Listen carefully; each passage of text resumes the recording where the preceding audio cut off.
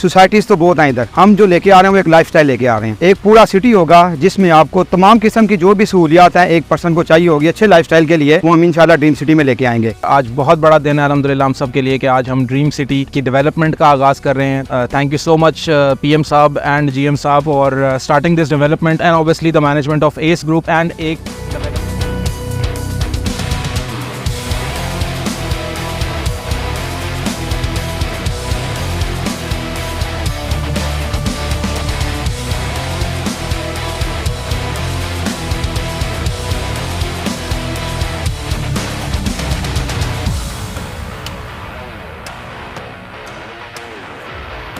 शायद हम लाला मूसा से आए। ड्रीम सिटी बड़ा ज़बरदस्त है, माहौल अच्छा है यहाँ का, तो इसलिए हम इतने दोस्त हैं पूरी फैमिली के साथ। नज़ारा अच्छा है ड्रीम सिटी का, आबो हवा ज़बरदस्त है जी, साइडें बिल्कुल इसकी फ्री है, पौधे जो हैं बड़े ज़बरदस्त हैं, बेहतरीन है, पौधों की वजह से खूबसूरती बढ़ती है।